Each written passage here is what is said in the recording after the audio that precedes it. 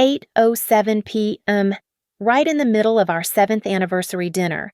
My husband's phone lit up on the linen tablecloth. Room 1408, same as usual. I smiled. 9 scheduled emails were already queued since this afternoon. The champagne bubbled, candles flickered, and I'd already changed the safe code, reset passwords, and reserved a conference room at his company headquarters for 8:45 tonight. He thought he was hiding from me. I was just waiting for the perfect moment to hit send. Tonight, no arguments. Tonight, only evidence. My name is Natalie Pierce, and I've spent 7 years building a life with a man who just destroyed it with a text message. Harbor and Ash sits on the Denver riverfront, all exposed brick and Edison bulbs. The kind of place Graham insisted on booking 3 months in advance. He'd even requested table 17, the one by the window where he'd proposed. Now, watching him slice through his wagyu while his phone lay face down between us, I wondered if he'd been this careless with her too. "The Peterson project is moving along," I asked, swirling my chablis. My voice stayed steady, conversational. 3 years of client presentations had taught me to smile through anything. "Yeah, Lydia's been incredible with the stakeholder management." Graham's eyes flickered to his phone. "She really understands the complexity." Lydia Vale, Deputy Chief of Staff at Halcyon Strategies, Graham's direct supervisor, the woman whose Outlook calendar mysteriously aligned with his late meetings every Thursday for the past 11 weeks. The phone buzzed again. This time, the preview showed before he could flip it. Sparrow with those 4 words that confirmed everything Logan Hale, my private investigator, had documented.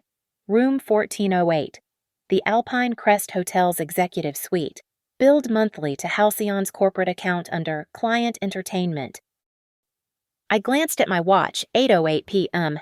Perfect timing. The automation sequence I'd programmed this afternoon was already in motion. 8:15 p.m. Screenshots and GPS history would back up to my attorney's cloud server, establishing a time-stamped chain of custody that would hold up in court. 8:20 p.m. The urgent meeting request would deploy from an anonymized assistant account I'd created using the building security guard's help, completely legal, as I'd maintained vendor access to Halcyon's booking system from my interior design contract last year. Conference room Juniper 3 would be reserved, the one with one-way glass facing the HR corridor. 8:30 p.m.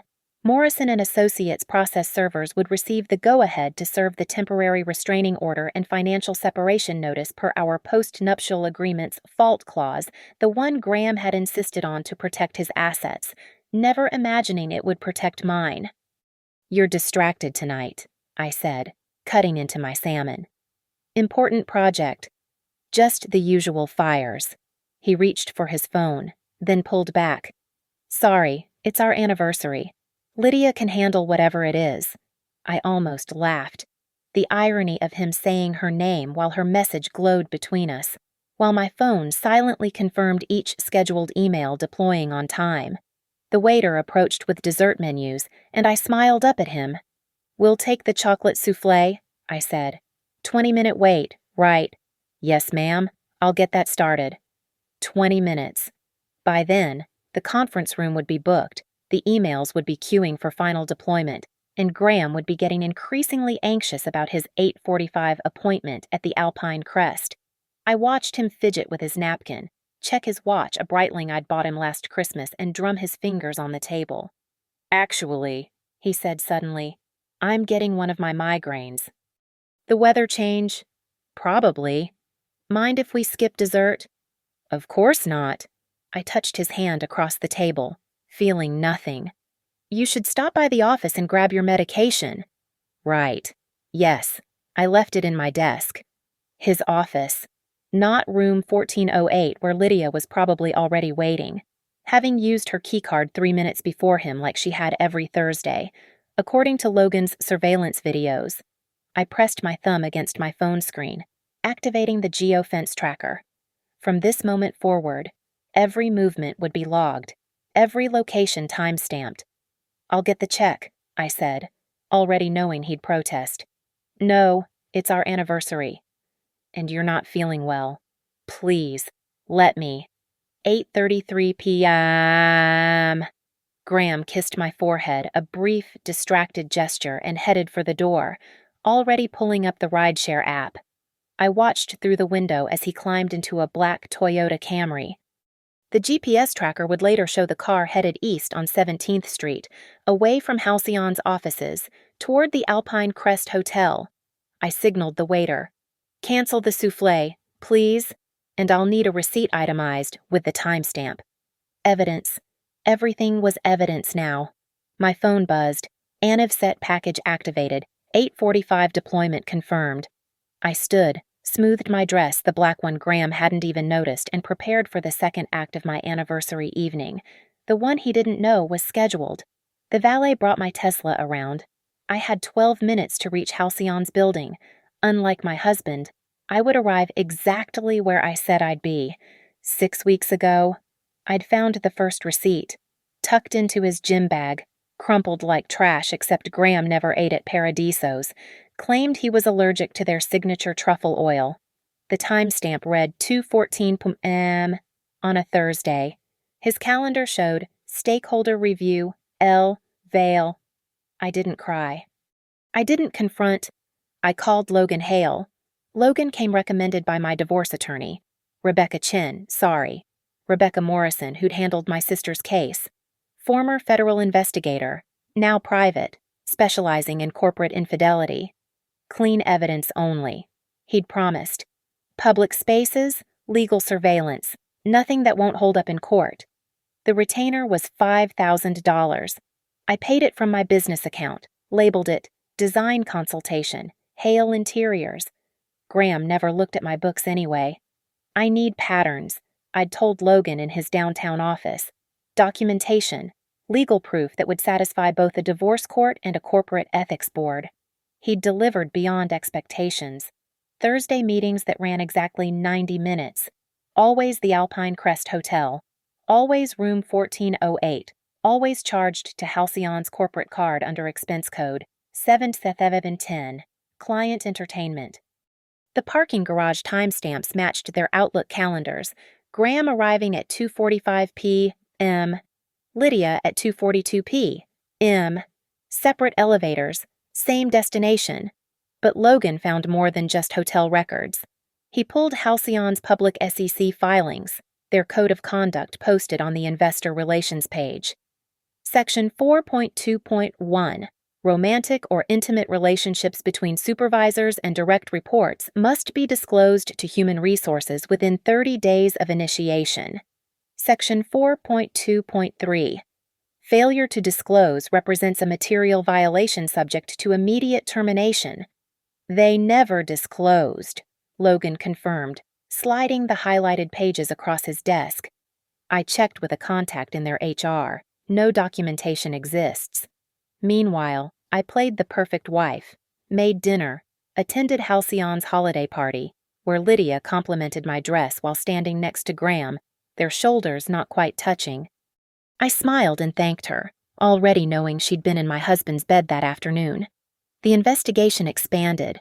I hired a forensic accountant to trace the corporate card charges all legal, as I was listed as an authorized reviewer on Graham's expense account from when I'd designed Halcyon's new conference rooms, $8,000 in client entertainment at the Alpine Crest over 11 weeks, another $3,000 at restaurants within walking distance, a pattern clear enough for any auditor to flag.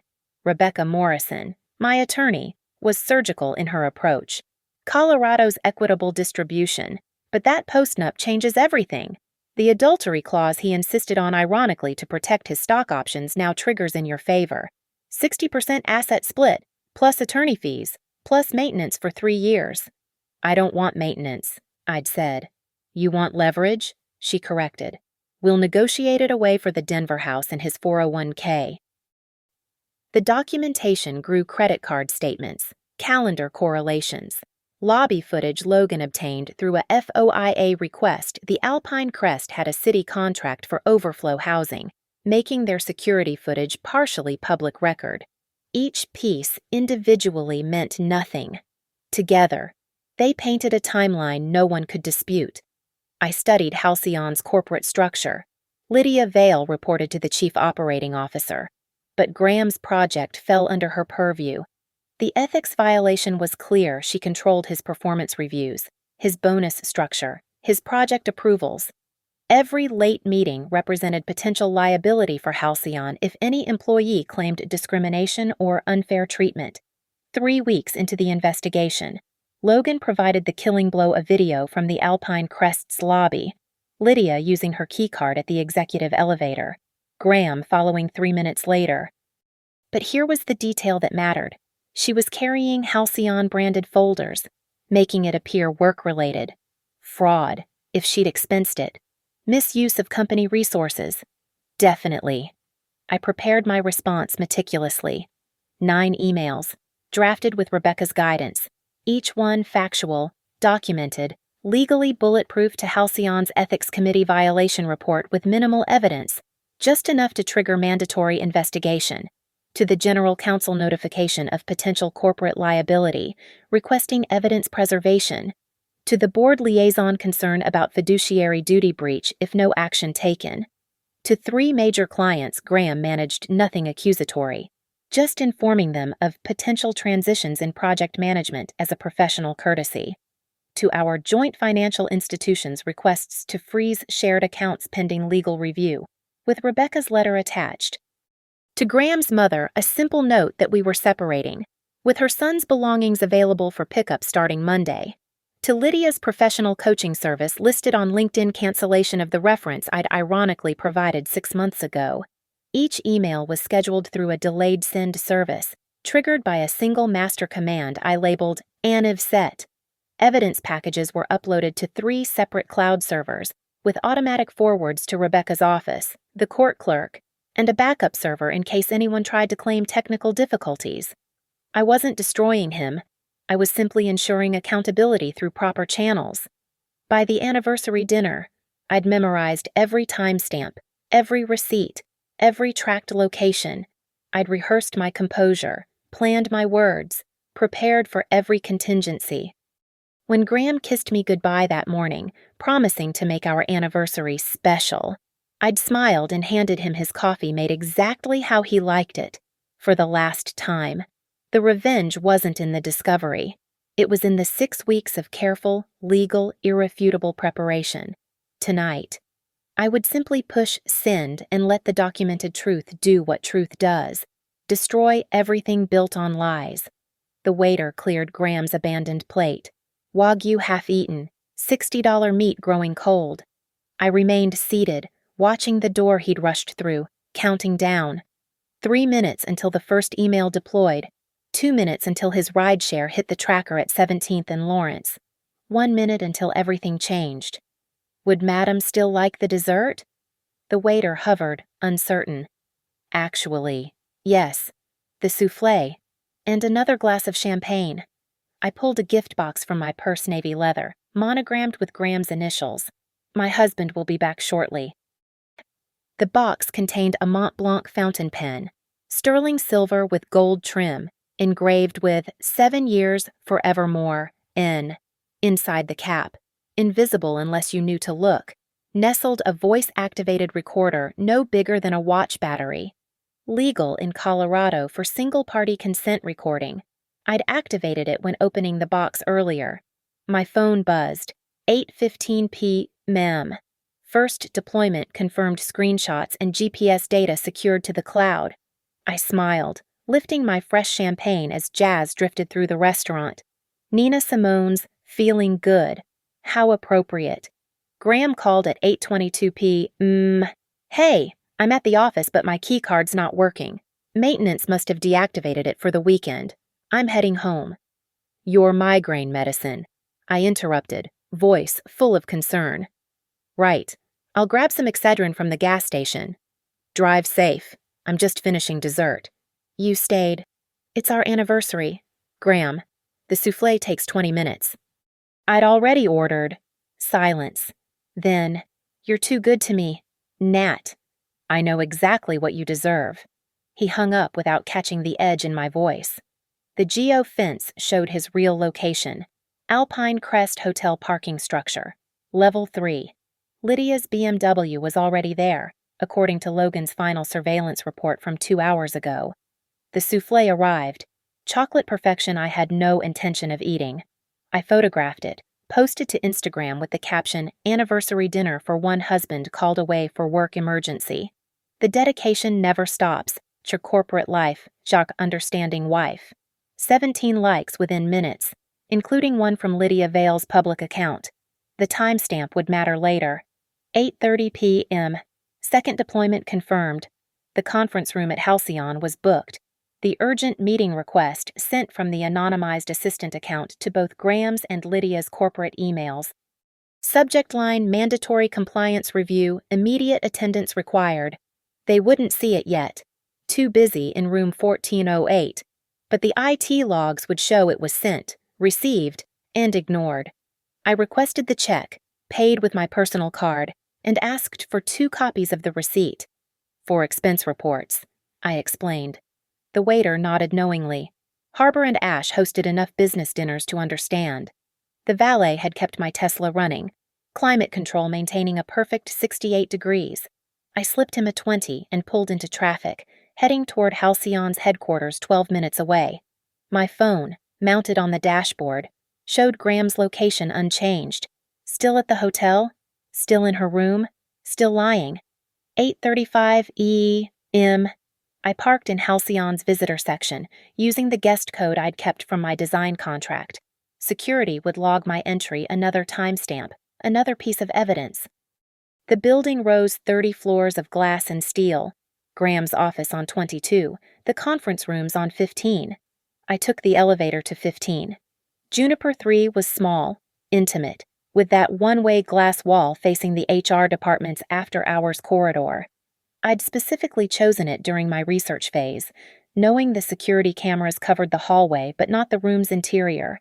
I could see out. No one could see in. I arranged my evidence folders on the table.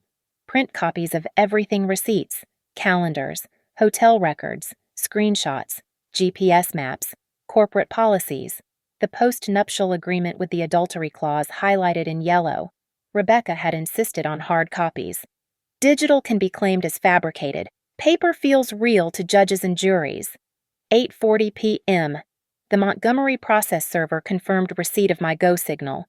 They had Graham's photo, Lydia's photo, and instructions to serve them either at the hotel or the Halcyon building, depending on movement.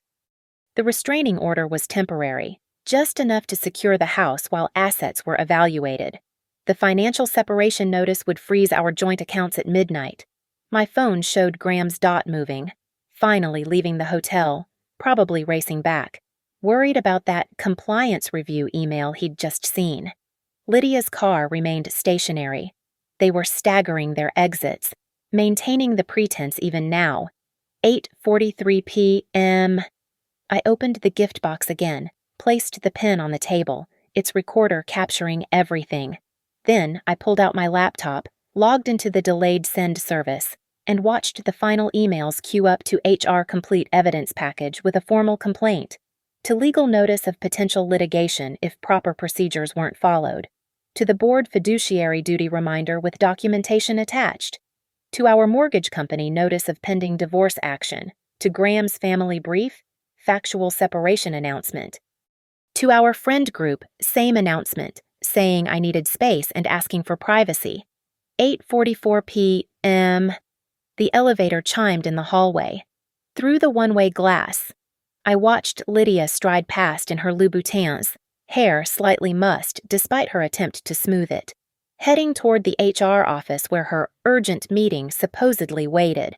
She was typing frantically on her phone, probably texting Graham, wondering why he hadn't warned her about the compliance review. 8:45 p.m. I pressed send. The emails deployed simultaneously, a coordinated strike across every vulnerability I'd identified. My phone lit up with delivery confirmations like dominoes falling. Message sent. Message sent. Message sent.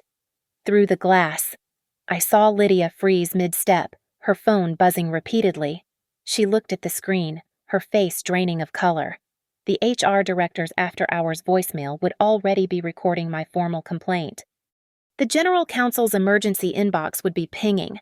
The board liaison would be getting an alert on his Saturday evening. 8:47 p.m. The elevator chimed again. Graham appeared, tie loosened, walking fast, checking his phone with increasing panic. He nearly collided with Lydia in the hallway. They stood there, 6 feet apart, both holding their phones, both realizing the meetings they'd received weren't from Halcyon at all. I rose from my chair, walked to the door of Juniper 3 and opened it. "Hello, Graham, Lydia. Your 845 is with me." The hallway stretched between us, 15 feet of corporate gray carpet and fluorescent certainty.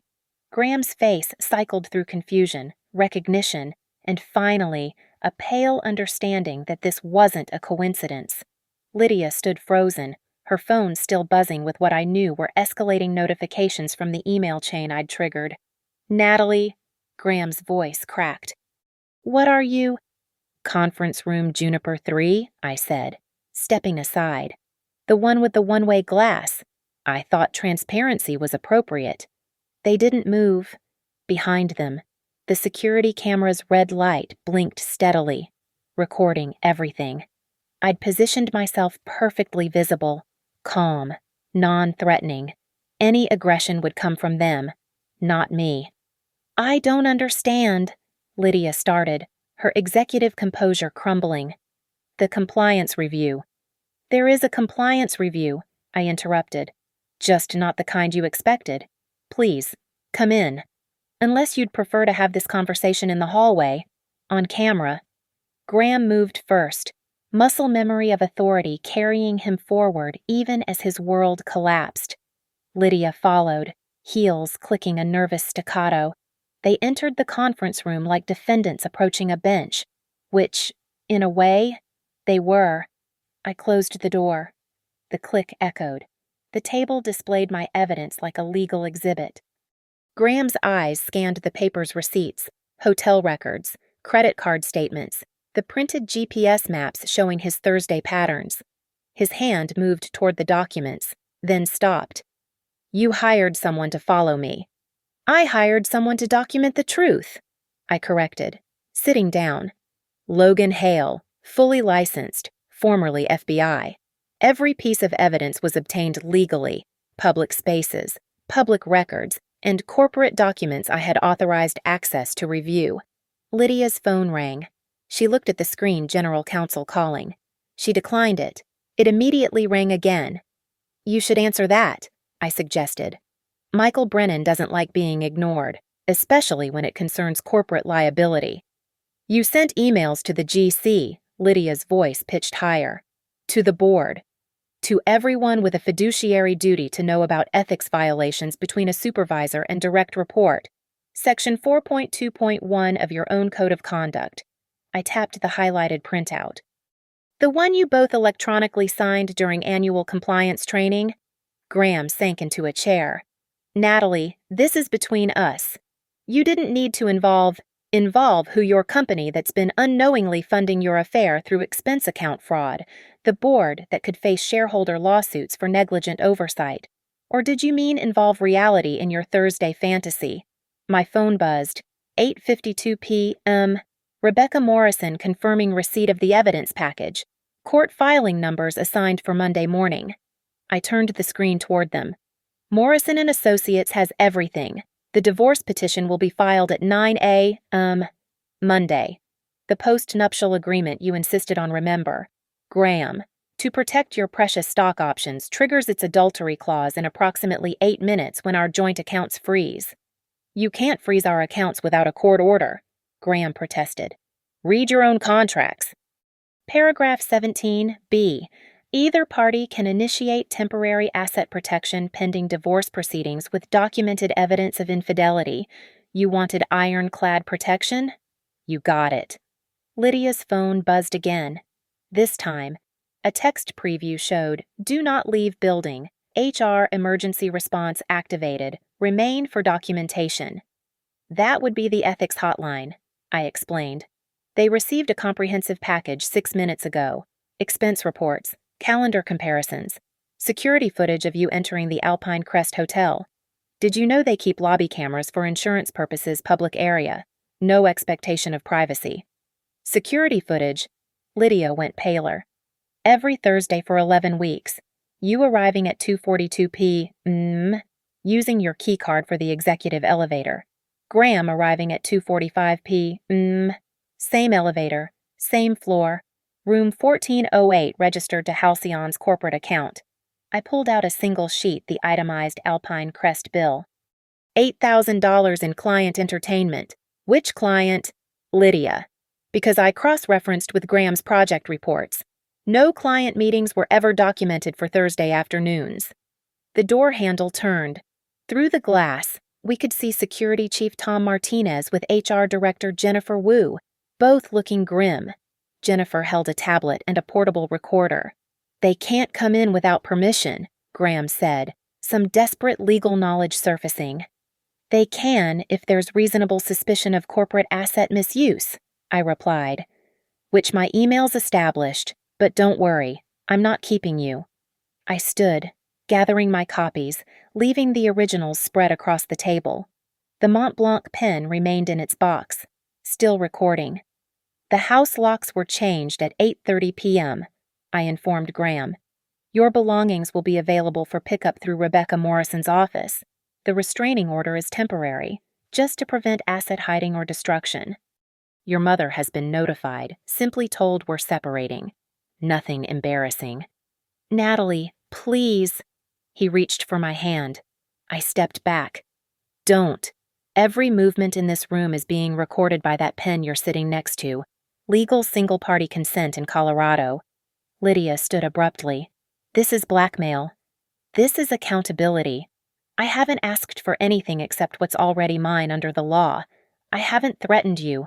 I've simply informed appropriate parties about conduct that violates corporate policy and my marriage contract. Another knock. Tom Martinez's voice.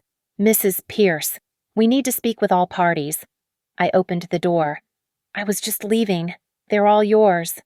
Jennifer Wu looked between us, her HR training kicking in. Mr. Pierce, Ms. Vale, we need to take your statements immediately. Mrs. Pierce, we'll need your formal complaint on record. Everything's in your inbox, I said. With documentation. My attorney's contact is in the signature. I walked past them into the hallway. Behind me, I heard Jennifer's procedural voice. We're initiating standard protocol for ethics violations. Please surrender your corporate devices for imaging. You have the right to personal counsel. 8:59 p.m. The elevator arrived. As the doors closed, I saw 2 more security guards arriving, and someone from legal practically running down the hall. Through the closing gap, Graham's eyes met mine, confused, desperate, finally understanding that this wasn't a tantrum or a negotiation. This was an execution, clean, legal, and irreversible. The elevator descended smoothly. 15 floors down. My phone buzzed. 9 p.m. exactly. Joint accounts frozen. Automatic transfers halted. Credit cards deactivated except for the ones in my name alone. By the time I reached the parking garage, 3 more notifications appeared. The General Counsel acknowledging receipt and initiating standard procedures. The board liaison confirming emergency protocol.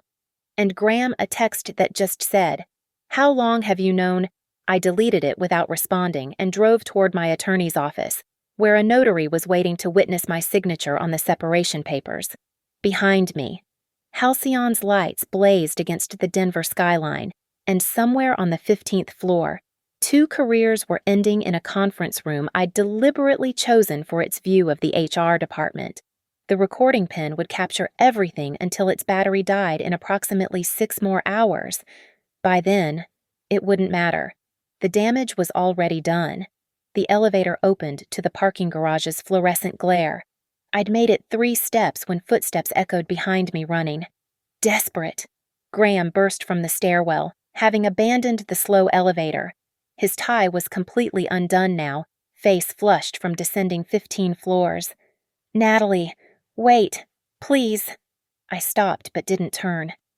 "Jennifer released you already. They're processing Lydia first. Higher position. More liability. He circled to face me, breathing hard. We need to talk. We had 7 years to talk.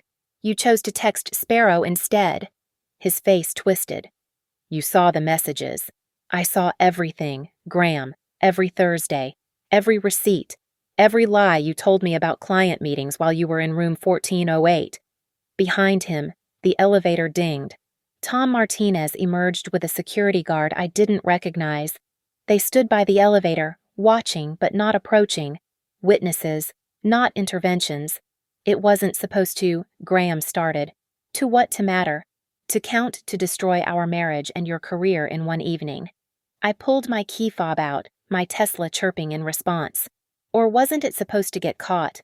I was going to end it. When after the Peterson project, after your bonus, after another 11 weeks of Thursday afternoons, he reached for my arm. Tom Martinez took a step forward. Graham saw him and dropped his hand. The post-nup was your idea, I reminded him. You insisted on the adultery clause because you were so certain I'd be the risk. Interior designer, meeting clients, traveling to showrooms. Remember what you said? Just protecting our assets. Babe. I'll contest it. Coercion. Unfair terms. With what money the accounts are frozen. Your corporate credit card will be canceled by morning. Jennifer was very clear about that. And Rebecca Morrison has 3 law firms on retainer who'd love to take this case on contingency, just for the publicity. Halcyon executive caught defrauding expense accounts for affair with supervisor. That's front page of the Denver Business Journal. Lydia appeared in the stairwell doorway. Jennifer Wu beside her. Even from 40 feet away, I could see Lydia's smeared mascara. Her executive armor cracked. She saw us and stopped. Don't, Jennifer said to her, loud enough to carry. No contact between involved parties until legal completes review. But Lydia pulled free, walking toward us on unsteady heels. You vindictive, choose your next words carefully. I interrupted. Tom's recording, and defamation is still actionable. She stopped 10 feet away. I'm losing everything. You're losing a job you violated the ethics code to keep. I'm losing a marriage I followed every rule to maintain. We're not the same. It wasn't about his position. Then you should have disclosed it. Section 4.2.1. You wrote that policy. Lydia. You presented it to the board yourself. Graham stepped between us. This isn't her fault. You're right. It's both your faults. Equally. Which is why you're both being held equally accountable. My phone buzzed. Rebecca Morrison. Notary waiting. ETA. I have to go, I said.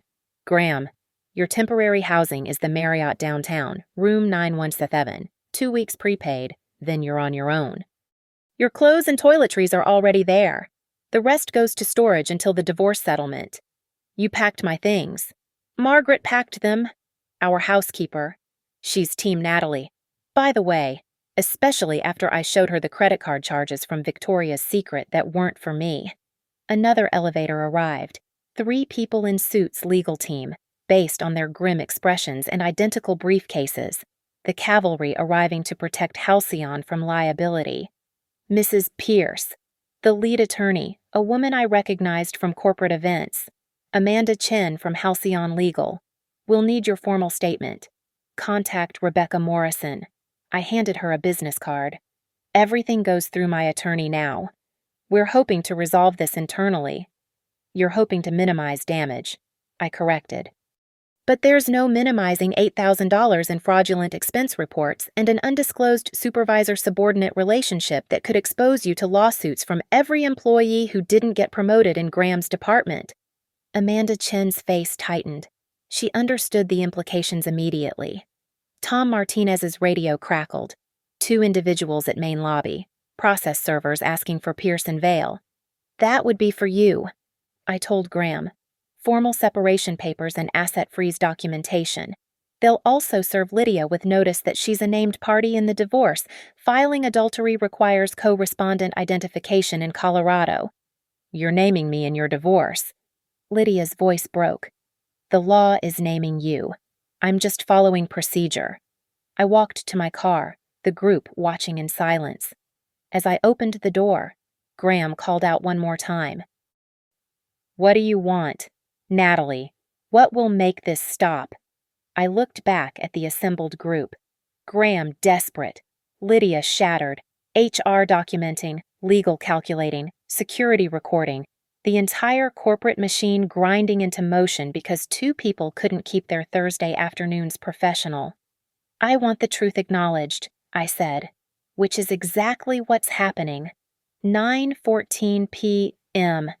I drove out of the garage, leaving them in the fluorescent brightness to sort through the wreckage. In my rearview mirror, I saw the process servers entering through the main doors, papers in hand. My phone, mounted on the dashboard, showed 17 new emails. The automation was complete. Every relevant party notified, every document delivered, every bridge burned with surgical precision. I didn't feel victorious. I didn't feel vindicated. I felt clean, like I'd finally washed 7 years of accumulated lies off my skin. The notary was waiting at Rebecca's office with champagne. Divorce isn't final, but freedom starts tonight, Rebecca would say. But first, I had one more stop. The Alpine Crest Hotel loomed ahead, its executive floors glowing against the Denver skyline. I pulled into the valet lane, handed the attendant my key and a $50 bill. I need you to deliver something to room 1408, I said, handing him an envelope. No signature required, just slide it under the door. Inside was a single key, the one to our house that Graham had hidden in his gym bag, the spare he thought I didn't know about, and a note. The locks were changed at 8:30 p.m. This is just a souvenir now, like our marriage. 9:28 p.m. As I walked away from the Alpine Crest, my phone buzzed with Graham's desperate texts. I blocked his number without reading them. The night was crisp, Denver's thin air sharp in my lungs. Somewhere behind me, 2 careers were imploding in real time. Ahead, Rebecca's office promised paperwork and pragmatic next steps. The revenge was complete. No screaming, no violence, no public humiliation beyond what they'd brought on themselves. Just accountability, served cold at exactly 8:45 p.m., in a conference room with one-way glass, where the truth couldn't hide anymore. Rebecca Morrison's office occupied the penthouse of a converted warehouse in Lodo, all exposed brick and industrial windows. She handed me champagne in a crystal flute, but I set it aside. Clear head for clear decisions. The financial lockdown is complete, she confirmed, sliding documents across her glass desk. Joint accounts frozen as of 9 p.m. Your personal accounts remain accessible. Graham can't touch the retirement funds without court approval, and the house is protected under the temporary restraining order. What about the corporate cards? That's where it gets interesting. Rebecca pulled up her tablet. As an authorized reviewer on Graham's expense account, a position you've held since your design contract, you have the right to flag suspicious charges for chargeback. $8,000 in client entertainment at the Alpine Crest Hotel? Exactly. I've drafted a formal request to American Express Corporate Division. Every charge at the Alpine Crest, every dinner at Paradiso's within walking distance, every Thursday afternoon Uber that ended at the hotel. We're not just flagging them, we're demanding forensic review. She showed me the screen. Line items dating back 11 weeks, highlighted in red. Total $11,437. Halcyon will have to eat those charges if they're deemed fraudulent, Rebecca continued, which means Graham and Lydia could face criminal charges for embezzlement if the company presses it. Will they? Depends on how scared their board is, but you've given them no choice but to investigate thoroughly. Speaking of which, she pulled out another folder. Demand letter to the Alpine Crest, not for the footage that's already secured. This is for preservation of registration records, key card logs, and housekeeping schedules. I signed where indicated. Every signature another nail. 9:45 p.m. My phone lit up with an email from Halcyon's general counsel. Rebecca read it over my shoulder. They're requesting you sign an NDA in exchange for not pursuing civil charges against you for accessing their systems. I had legitimate access. They know. This is posturing. They're terrified you'll go public. Rebecca smiled. Which gives us leverage for the next phase. She pulled out a draft letter to Halcyon's insurance carrier. Every corporation carries employment practices liability insurance, covers discrimination, harassment, and relevantly supervisory misconduct. We're notifying their carrier about potential claims. I'm not suing Halcyon. You're not. But you're preserving the right to, which makes their insurance company very interested in Graham and Lydia's conduct. Insurance companies don't like liability. They'll pressure Halcyon to terminate both of them to minimize exposure. The strategy was elegant. Death by 1,000 paper cuts, each one legally pristine. My phone buzzed. Logan Hale. Final surveillance package ready. Need delivery instructions. Have him send it directly to the court clerk, Rebecca instructed. Every file time-stamped, chain of custody documented. Admissible evidence if Graham tries to contest the postnup. 10:03 p.m. Another email, this time from Graham's mother. Natalie, I'm shocked. Graham says this is a misunderstanding. Please call me. I showed Rebecca. She shook her head. No contact with his family except through counsel. They'll try to guilt you, make you doubt. Remember why we're here. She was right. I forwarded it to her without responding. Now, Rebecca said, pulling out the master timeline. Tomorrow morning, 8 a.m. The process servers confirm delivery to both Graham and Lydia at Halcyon. 9 a.m. The divorce petition gets filed publicly. Denver District Court. Accessible to anyone who searches. 10 a.m. Financial institutions receive notice of pending litigation. And Halcyon. Corporate HR has 72 hours to complete initial investigation. But with the evidence you've provided, they'll likely suspend both of them tonight pending full review. Can't have them accessing systems while under investigation.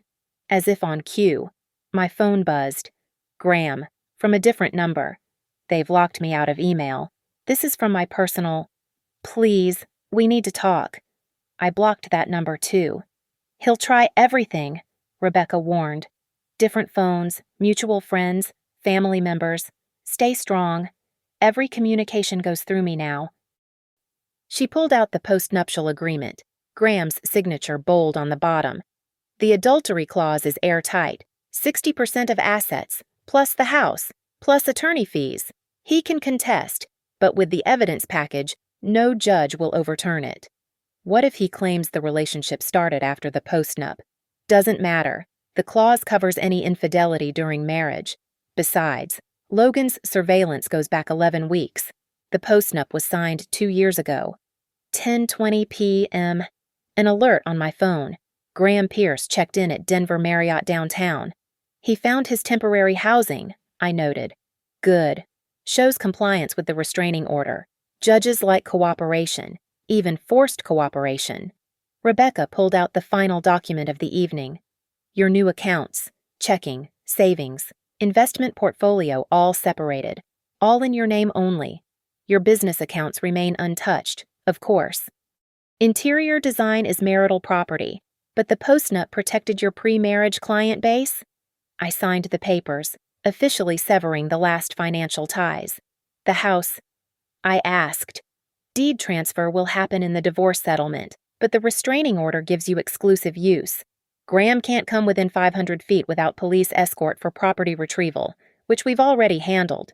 And my company's contracts with Halcyon, terminated as of tonight, but they'll have to pay the early termination fee, another $40,000, silver lining. 10:35 p.m. Rebecca's paralegal knocked, entering with a banker's box. From the Alpine Crest, delivered by courier. Inside, printed reservation confirmations. Every Thursday for 11 weeks. All under Lydia Vale's corporate account. Graham Pierce listed as authorized guest. One receipt had a handwritten note. Champagne and strawberries charged to room. They celebrated, I said quietly. While I was at home designing Halcyon's new conference rooms, they were celebrating in room 1408. And now it's evidence, Rebecca replied. Every bottle, every charge, every celebration becomes part of the fraud investigation. She pulled out her laptop, showed me an email draft. To the Colorado Board of Accountancy, Lydia's CPA license requires ethical conduct. Misuse of corporate funds violates professional standards. Send it, I said. Click. Another professional credential under review. The Bar Association is next, Rebecca added. Graham's not a lawyer, but Lydia has a JD from Denver Law, inactive license, but still bound by ethical requirements. Do it. Click. Another notification sent into the digital ether. 10:50 p.m. My phone showed 17 missed calls from blocked numbers. Graham cycling through friends' phones. Desperate. Panicking. Exactly where he should be. Last item, Rebecca said. Your statement to Halcyon's insurance company. Just facts, no emotion. Dates, times, evidence references.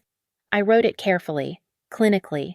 Every Thursday documented, every receipt cataloged, every lie exposed in Times New Roman, 12-point font. Perfect. Rebecca approved. Now go home, get some rest. Tomorrow, the machine really starts grinding. I stood, finally taking a sip of the champagne.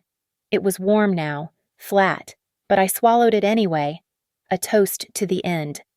Natalie, Rebecca called as I reached the door. You did everything right, legally, ethically, strategically. Don't let anyone tell you otherwise. 11:07 p.m. I left her office and drove toward home, my home now, exclusively. Behind me, Graham's world continued collapsing in real time. Ahead, an empty house waited, locks changed, ghosts of 7 years already starting to fade. The highway stretched before me, Denver's lights glittering like consequences. Each one a decision made, a document signed, a truth finally told. 11:23 p.m. Back at Halcyon's headquarters, the 15th floor blazed with unscheduled activity. I knew because Logan Hale was still monitoring, sending updates from his car in the visitor's lot. Legal team just arrived. 3 senior partners. This is bigger than standard protocol. I sat in my Tesla outside my house, not ready to enter yet, watching the drama unfold through text updates. Inside Juniper 3, the conference room had transformed into a war room. Amanda Reeves from Legal laid out the implications with surgical precision, while CEO David Hartley participated via emergency video call from Aspen. 8,000 in fraudulent charges, Amanda stated. But that's just the baseline. The real exposure is the discrimination lawsuits. Every promotion Graham approved. Every review he signed, all potentially tainted. Jennifer Wu from HR pulled up personnel files on her tablet. Graham managed 7 direct reports. 3 were passed over for advancement in the last quarter. If any claim bias because he was involved with the decision-maker, 7 figures minimum, Amanda finished. Per plaintiff, the general counsel, Michael Brennan, had driven in from his daughter's recital. Still in his tuxedo, he looked like an undertaker at a corporate funeral. The insurance carrier already called. They're invoking the investigation clause. Coverage suspended pending outcome. Through the one-way glass, they could see Graham in the adjacent room with 2 junior lawyers, his laptop and phone sealed in evidence bags on the table. He was signing something, probably his suspended access acknowledgments. Where's Vale? Hartley asked from the screen. Conference room Aspen 7, Jennifer reported. With outside counsel. She's claiming the relationship was consensual and didn't affect business decisions. Irrelevant, Amanda snapped. She didn't disclose. That's termination cause regardless of impact. Michael Brennan's phone buzzed. He read, his face darkening. Colorado Board of Accountancy just sent a preliminary inquiry. Someone notified them about potential CPA ethics violations. Mrs. Pierce, Jennifer said quietly. Has to be 11:41 p.m. The IT director arrived, laptop in hand. I've pulled the email archives. 11 weeks of Thursday afternoon client meetings that correlate with the hotel charges. But here's the problem they used. Signal for personal communication. Those messages are gone. Not all of them, Amanda corrected. She produced a printout. Mrs. Pierce provided screenshots. Room 1408, same as usual. Time stamped tonight at 8:07 p.m. During their anniversary dinner, the room went silent. She knew. Hartley said slowly. She sat through dinner knowing, and then orchestrated this entire response in under 4 hours. The emails were pre-scheduled. It confirmed. Sent through a delayed delivery service. All legal, all from her personal accounts. The head of security knocked and entered. "The process servers are here. They've been waiting in the lobby for 40 minutes. Send them up," Michael instructed. Then, to the room. Official service of papers makes this real. Once Graham and Lydia are served, we have to report to the SEC as a material event affecting senior management. 11:51 p.m. Graham was escorted to the lobby, flanked by security. The process server, a tired-looking man in a rumpled suit, approached with practiced efficiency. "Graham Pierce?" "Yes. You're being served." He handed over the thick envelope. Petition for dissolution of marriage, temporary restraining order, and notice of asset freeze. You have 20 days to respond. Graham took the papers with numb hands. Behind him, the elevator opened. Lydia emerged, mascara long gone, designer blazer wrinkled. The second process server moved toward her. "Lydia Vale." She nodded, unable to speak. Notice of co-respondent status in Pierce v. Pierce, and subpoena for financial records related to Halcyon corporate expenses. The lobby camera captured everything. 2 executives, once untouchable, reduced to legal defendants in their own headquarters. Michael Brennan stepped forward.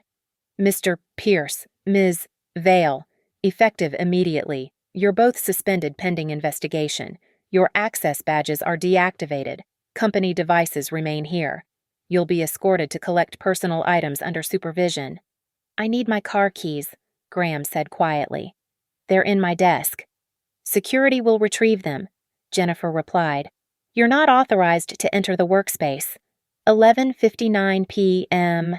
In my car. I watched Logan's final update. Both subjects leaving building.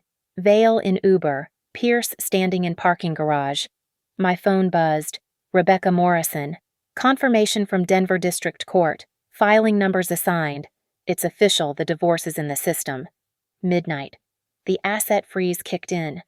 Somewhere across Denver, Graham's credit cards were declining. The joint checking account he'd had since we married, locked. The investment portfolio we'd built together, frozen. Even the airline miles we'd accumulated, suspended pending division.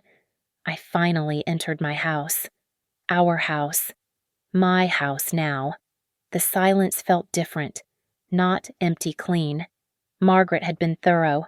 Graham's coffee mug gone from the counter. His shoes missing from the entryway. The photo from our Cabo trip last year removed, leaving a pale square on the wall.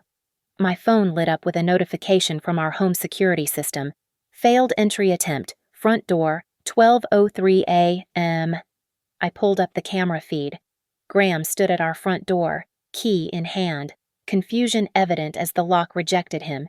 He tried again, then again. Finally, understanding dawned. He looked directly at the camera. "I know you're watching," he said to the lens. "Natalie, please, just 5 minutes." So I saved the footage evidence of restraining order violation and sent it to Rebecca. Then I activated the 2-way speaker. "You're violating the restraining order. Leave now or I call the police." He staggered back as if slapped. "Where am I supposed to go?" "Marriott downtown, room 917. You checked in at 10:20 p.m. You're tracking me." The hotel sent a confirmation to our joint email before it was frozen. "Leave now. Graham." He stood there another moment. This successful executive reduced to a locked-out stranger. Then he walked to his BMW, the one with financing in both our names that would need to be refinanced or sold, and drove away. 12:11 a.m. I sat at my kitchen table with my laptop, watching the digital destruction proliferate. The Colorado Board of Accountancy had opened a formal investigation into Lydia. The Bar Association had flagged her inactive law license for review. Halcyon's stock price wouldn't move until markets opened Monday, but the SEC filing was already being prepared. Logan sent one final report. Alpine Crest Hotel confirms receipt of preservation notice. All records secured. Graham attempted to check in at 12:10 a.m. Was denied. He's on their excluded list now per your attorney's request. Every escape route closed. Every safety net cut. Every comfortable lie exposed. My phone showed 37 missed calls from blocked numbers, 12 text messages from mutual friends, and 43 emails forwarded from Rebecca's office. The world was reacting to the earthquake I'd triggered at 8:45 p.m. But in my kitchen, it was quiet. Just me, a cup of tea, and the satisfaction of a plan executed flawlessly. The crescendo had peaked. Graham and Lydia were suspended, served, and severed from their carefully constructed lives. The lawyers would handle the rest of the depositions, the negotiations, the final decree. I'd had my revenge, not through screaming or crying or begging, through documentation, automation, and the cold efficiency of legal machinery. The clock showed 12:20 a.m. In room 917 of the Marriott downtown. Graham was probably sitting on an unfamiliar bed, reading through divorce papers, finally understanding that this wasn't a negotiation. It was an execution, and it was already complete. 12:37 a.m. I stood in the doorway of what had been our bedroom, now just mine. Margaret had been surgical. Graham's watch collection gone from the dresser, his suits removed from the closet, even his pillow taken from his side of the bed. The space looked larger somehow, like the room itself could finally breathe. My phone buzzed one last time. A text from an unknown number, probably Graham's third or fourth attempt with a borrowed phone. This time, just 3 words. "Can we talk?" I blocked it without reading further and set my phone to silent.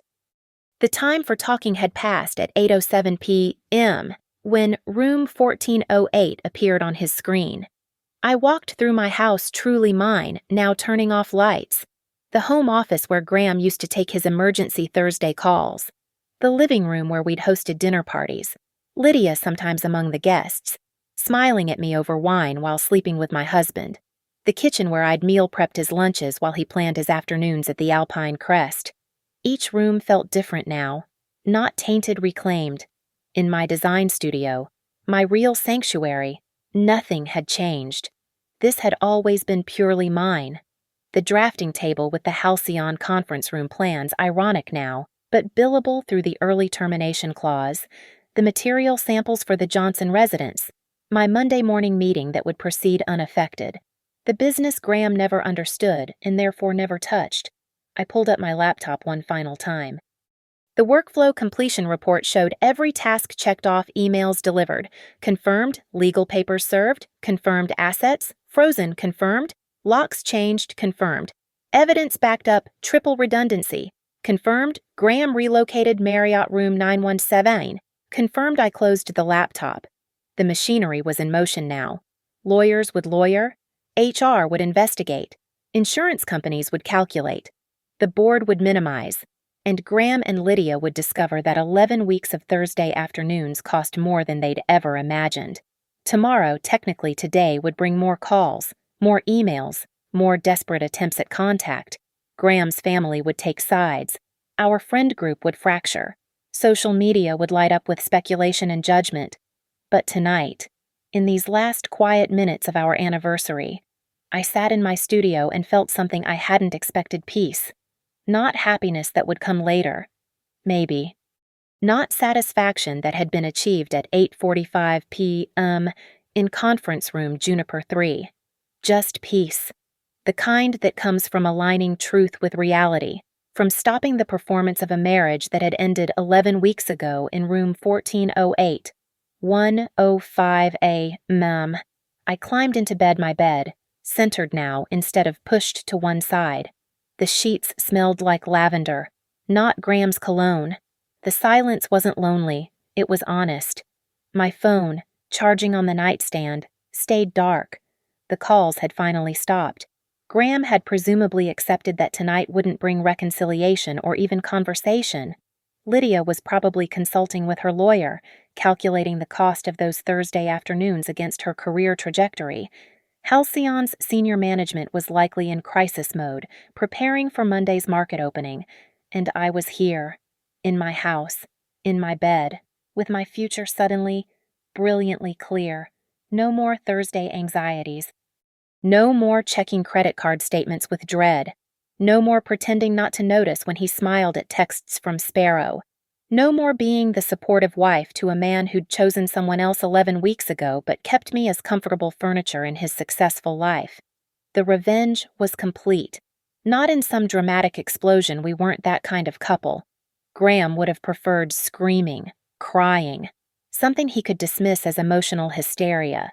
Instead, he got paperwork, process, professional consequences delivered with the same efficiency he'd always claimed to admire in me. 112A, Sleep finally came, dreamless and deep. The last conscious thought wasn't about Graham or Lydia or even the satisfaction of justice served. It was simpler tomorrow. I would wake up in a house with changed locks, with frozen accounts protecting my assets, with a future that belonged entirely to me. The 7-year performance of the perfect marriage was over. The receipts had all been submitted. The case was closed. In room 917 of the Marriott downtown, Graham Pierce, soon to be just Graham again, sat with divorce papers he couldn't contest and consequences he couldn't escape. Somewhere else in Denver, Lydia Vale faced the implosion of a career built on ethical guidelines she'd violated for afternoon hotel meetings. At the Alpine Crest, room 1408 sat empty. A crime scene of sorts, though the only thing murdered there was trust. And in a house in Denver's Washington Park neighborhood, I slept peacefully for the first time in 11 weeks, no longer waiting for the other shoe to drop. It had dropped at 8:45 p.m., in a conference room with one-way glass, with the precision of a surgical strike. The wedding ring sat in my jewelry box, waiting to be sold. The marriage certificate would soon be just paper.